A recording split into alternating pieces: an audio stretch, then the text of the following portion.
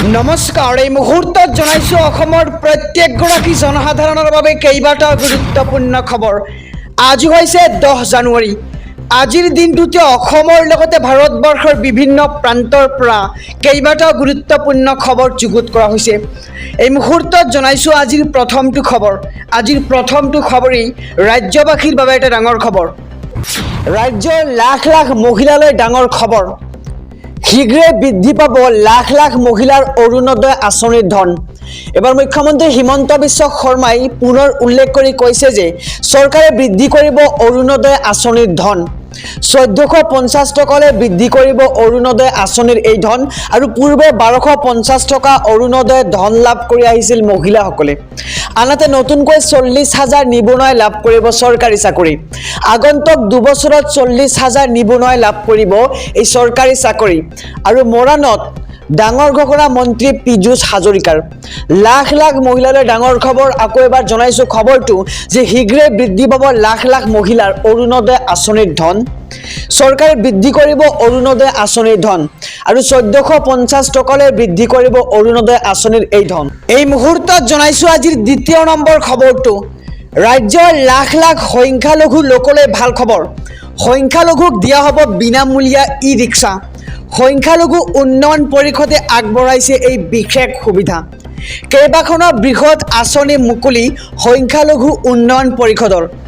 আৰু ই ৰিক্সাৰ বাবে দিব 80% চৰকাৰী অনুদান। বিনামূলীয়াকৈ দিয়া হ'ব চিলাই মেচিন, পেপাৰ প্লেট প্ৰস্তুত কৰা মেচিন। এই মুহূৰ্তৰ খবৰ। ভাল খবৰটো জনাইছো SB অসম মিডিয়াৰ সমূহ দৰ্শকক। 3 লাখতকৈ কম বাৰ্ষিক আয়ৰ লোকে কৰিব পাৰিব এই আবেদন।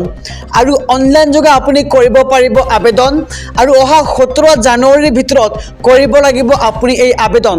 আৰু আবেদন কৰিবলৈ আপুনি লগইন কৰক, অৰ্থাৎ এই ৱেবছাইট যোগে আপুনি আবেদন কৰিব পাৰে amdb.assam.gov.in। আকৌ কৈছোঁ আবেদন কৰক আপুনি amdb.assam.gov.in। আৰু ৰাজ্যৰ লাখ লাখ সংখ্যালঘু লোকলৈ ভাল খবৰ। সংখ্যালঘুক দিয়া হ'ব বিনামূলীয়া ই ৰিক্সা, চিলাই মেচিন আৰু পেপাৰ প্লেট প্ৰস্তুত কৰা মেচিন। এই মুহূৰ্তত জনাইছোঁ আজিৰ তৃতীয় নম্বৰ খবৰটো। ঘোষণা হ'ল এইচএছৰ চূড়ান্ত পৰীক্ষাৰ সময়সূচী। 12 ফেব্ৰুৱাৰীৰ পৰা এইচএছৰ চূড়ান্ত পৰীক্ষা। আৰু 13 মাৰ্চত অন্ত পৰিব এই পৰীক্ষা।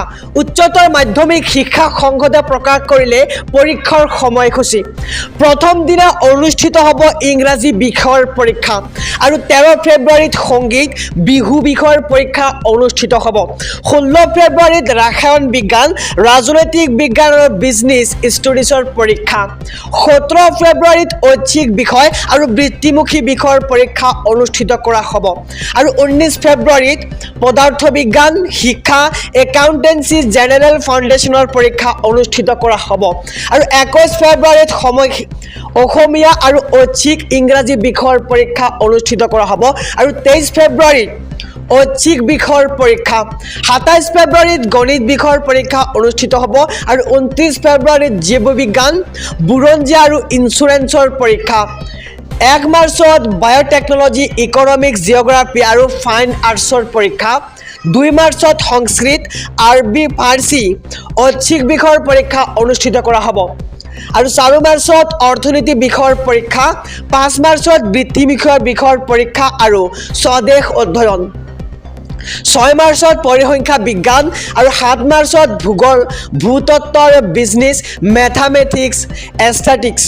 আৰু 9 মাৰ্চত বৃত্তিমুখী তৰ্ক আৰু দৰ্শন, বিত্তীয় আৰু মনোবিজ্ঞানৰ পৰীক্ষা অনুষ্ঠিত কৰা হ'ব। আৰু 11 মাৰ্চত নেতৃত্ব, সমাজ বিজ্ঞান, চেলছমেনশ্বিপ এণ্ড এডভাৰ্টিং। আৰু 12 March home science, computer science. আৰু লগতে 13 মাৰ্চত মাল্টিমিডিয়া এণ্ড ৱেব টেকনলজি পৰীক্ষা অনুষ্ঠিত কৰা হ'ব। আৰু 12 মাৰ্চৰ পৰা এইচএছৰ চূড়ান্ত পৰীক্ষা আৰম্ভ হ'ব। আৰু এই পৰীক্ষা 13 মাৰ্চত অন্ত পৰিব। অহা 16 জানুৱাৰীত 10 লাখতকৈ অধিক পৰিয়ালে লাভ কৰিব ৰেচন কাৰ্ড। ৰেচন কাৰ্ড নথকা পৰিয়াললৈ সুখবৰ দিছে এইবাৰ মোদী চৰকাৰে। 16ৰ পৰা 22 জানুৱাৰীলৈ প্ৰদান কৰা হ'ব 10,73,489খন নতুন ৰেচন কাৰ্ড। আৰু 17 জানুৱাৰীৰ পৰা 28 জানুৱাৰীলৈ ৰাজ্যত পালন কৰা হ'ব বৰ্ধিত অন্ন সেৱা দিন। আৰু এই দিনকেইটাত ৰেচন কাৰ্ডৰ নতুন হিতাধিকাৰীসকলে POS মেচিনৰ দ্বাৰা বিনামূলীয়া ৰেচন লাভ কৰিব পাৰিব। অহা 16 জানুৱাৰীত 10 লাখতকৈ অধিক পৰিয়ালে লাভ কৰিব নতুনকৈ ৰেচন কাৰ্ড আৰু ৰেচন কাৰ্ড নথকা পৰিয়াললৈ সুখবৰ দিছে এইবাৰ নৰেন্দ্ৰ মোদীৰ চৰকাৰখনে।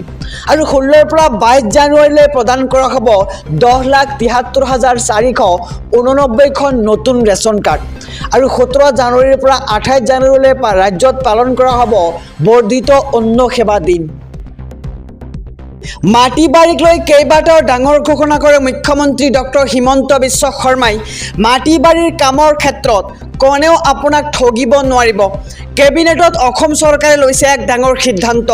মাটিৰ বিভিন্ন নামক কেটেগৰী হিচাপে এতিয়াৰ পৰা ভাগ কৰা হ'ব। এতিয়াৰ পৰা 5টা কেটেগৰীত হ'ব মাটিৰ নামবোৰ। মেধি পট্টা এতিয়াৰ পৰা প্ৰচলিত হ'ব পিৰিয়ডিক পট্টাৰ। আমি সবিশেষ খবৰ জনাইছোঁ যে মেধি পট্টাৰ এতিয়া নতুন নাম হ'ব পিৰিয়ডিক পট্টা আৰু পিৰিয়ডিক পট্টাৰ মাটি বিক্ৰী কৰিব পাৰিব গৰাকীয়ে। আৰু একচনীয়া পট্টাৰ মাটি এতিয়াৰ পৰা পৰিচিত হ'ব এনুৱেল পট্টাৰ ৰূপে। আকৌ কৈছোঁ যে একচনীয়া পট্টাৰ যিবোৰ মাটি আছে আৰু এই মাটিবোৰ এতিয়া পৰিচিত হ'ব এনুৱেল পট্টা নতুন ৰূপে। আৰু বিশেষ মেধি পট্টা ৰূপে পৰিগণিত হ'ব চাহ বাগিচাৰ মেধি মাটি।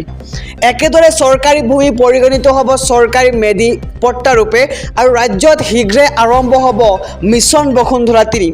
শীঘ্ৰে আৰম্ভ হ'ব মিছন বসুন্ধৰা 3 আৰু লাখ লাখ লোকে মাটিৰ নামজাৰিৰ বাবে কৰিব পাৰিব নতুনকৈ আবেদন। মিছন বসুন্ধৰা 2ৰ জৰিয়তে 2,14,000ৰো অধিক লোকে লাভ কৰিব এই পট্টা।